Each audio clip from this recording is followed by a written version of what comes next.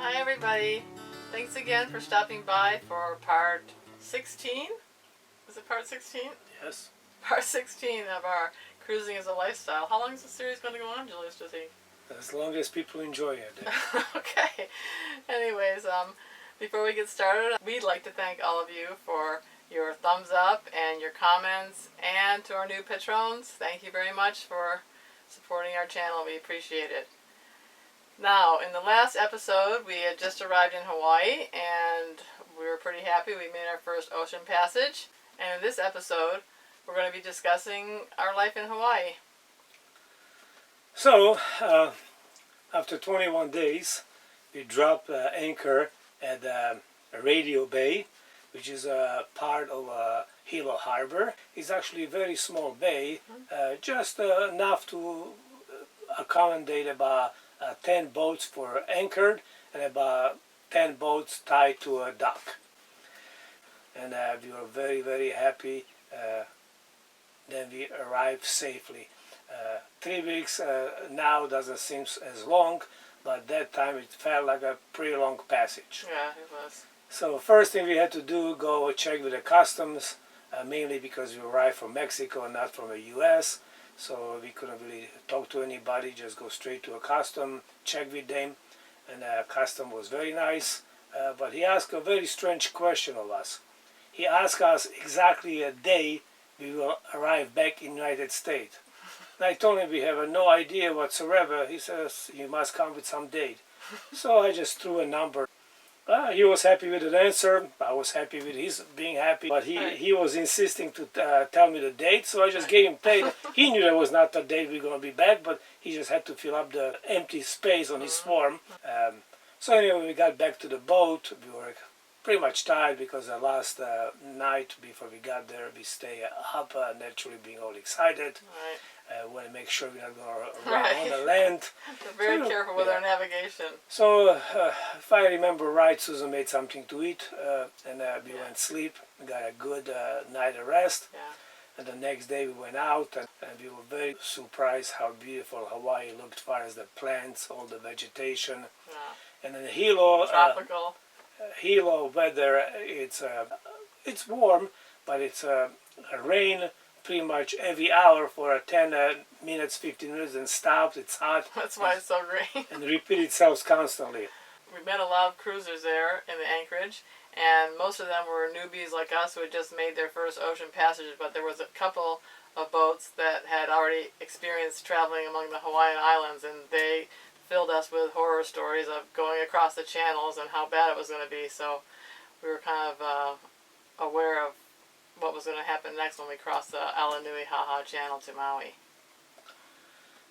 So 3 days later, after we arrived, our friends from San Diego who left the same day we did, they pulled in, and we were happy to see them. They were happy to see us. And after they checked in, we got together, and they were an older, retired couple, so they were much better financially than us. They rent a car, and they asked us to go with them, travel, play a tourist. So we got the chance to go see Mauna Loa and Mauna Kea volcanoes. And we had a very, very nice... We drove around the whole island pretty much, yeah. We had a very nice time to visiting. So we stayed in Hilo for about 2 weeks' time. After that, we decided to go to the westward side of the island, the Kona side.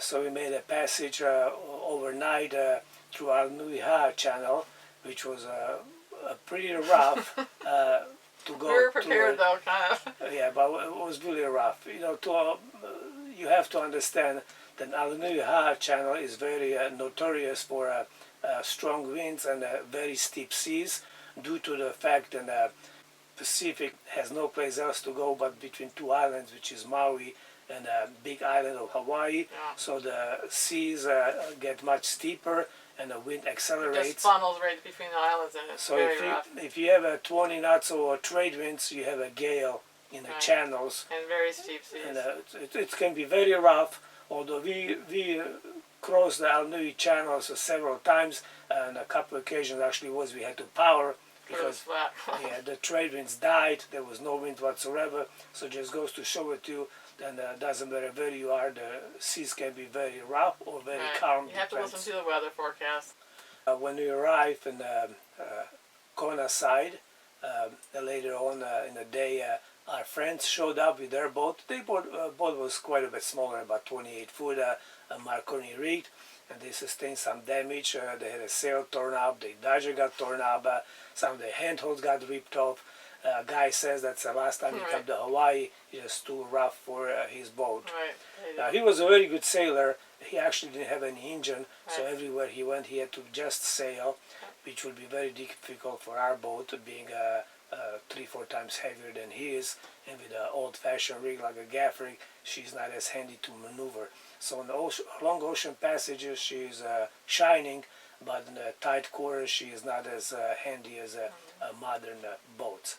After we decided to leave for Lahaina, which is island of Maui, we had a really rough passage through Alnuiha Channel. Actually, we sustained some damage to our mainsail. Winds and waves were hitting us on a beam, but we made it okay to get to Maui. And the sail was old too, so it was kind Yes, of... that sails was old, so we couldn't really expect We were reefed down, but still. much from it. After visiting with in Lahaina for a while, we liked it very much. We continued to Lanai. We stopped at the Manili Beach, which has a beautiful black sand beach. Then from there we went to Kona Kakai, which is the Molokai. And in the Molokai, in the Kona Kakai, we had a calamity. What happened was this here.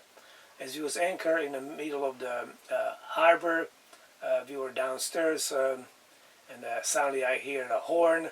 I run outside, and I see a big tugboat with the 2 barges coming into a harbor. Now, harbor is small, and we had to move in a hurry. Now, I have a habit every time when I shut engine off, The water intake. the water intake, I shut it off. So that time when I run upstairs and I see the tug, I start the engine and forgot to turn intake on.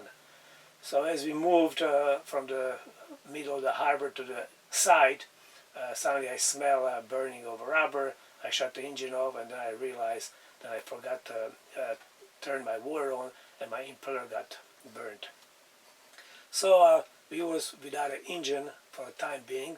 It was kind of difficult because we want to stop in a few places. We wanted to go to a lot of places.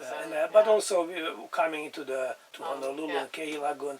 It would be very nice to have an engine. Right. So I again figured a way to fix the problem. What I did was this. I took the hose from a saltwater pump, which impeller was burned out, and I pulled it off, and I attached to my bilge pump. So when it was ready to start the engine, I opened a seacock slightly. I unscrewed a strainer so the water would be able to come from the strainer into a bilge. Naturally, bilge pump went on, and pumping that saltwater from the bilge into my heat exchanger kept the engine nice and cool. Now, the important part was to remember as soon as you got out of the harbor, shut the engine off, right away shut off the seacock, because naturally both would sink if you didn't shut the intake. So it's a kind of thing you have to really pay attention to it. But it worked. It worked. It got us into Honolulu, and luckily when we got into Honolulu down the Kehi Lagoon, we went into used parts store, and a guy had our impeller sitting on his desk as we walked in looking for impeller. So we couldn't be luckier than that. We should have had a couple extra, but we didn't. Yes. Yeah. We didn't have Lesson it because learned. we didn't have there's not so much lesson learned as we didn't really have a money Right. to buy Can't extra have everything, spare things. So anyway, we lucked out, but with little ingenuity, show it too, we was able again find a way to go about it. Yeah. So after we got our impeller, I was able to fix the engine again. We was looking for a place to anchor. We went by the airport, and there were several places to drop the anchor. I was just hoping nobody's going to bother us, which nobody did, and we stayed out there for 4 or 5 days anchored. So we toured Oahu with our friends for 4 or 5 days, and then we had to say goodbye to them because they were heading back to the mainland, but first they were going to stop in Kauai, and we were going to be staying in Hawaii. By then we were in Hawaii for about a month and a half, And we found out through going to all those islands, the only place feasible to be anchoring was in Lahaina, Maui, where was a roadstead, and there was maybe 25 boats anchored out there. So we decided, and Lahaina was a nice town, It's touristy. very touristy, and that would be a good place to find a job and have a place to anchor. Then that would be our new home. So after saying goodbye to our friends, we sailed back towards Lahaina, and on the way out there we stopped again in Konakakai, and luckily where we was anchoring there was another boat anchored next to us, and we started talking to the guy, and he said, and he noticed when we were coming in that our mainsail had a tear in it, and we told him yes, we are in need of new sails.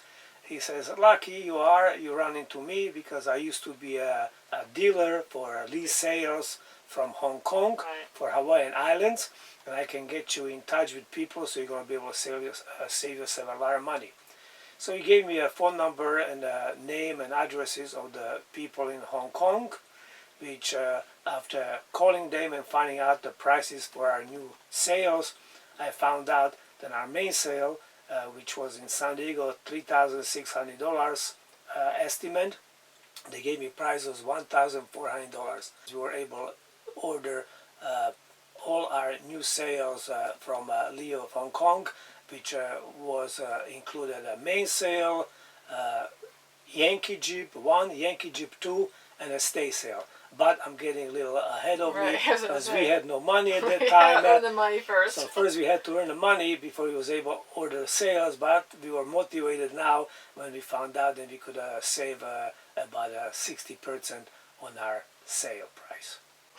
And we decided to stay in Lahaina because, number one, like Jules said, it was a very touristy place and you could anchor there for free. It was the nicest place of all the different places that we've been to. It was sunny almost all the time and very beautiful place. So next video we will discuss how we got back to Lahaina, how we found the jobs, and so on, show how our life went staying in Hawaiian Islands. So for now, bye-bye. See you guys later. Thank you for watching.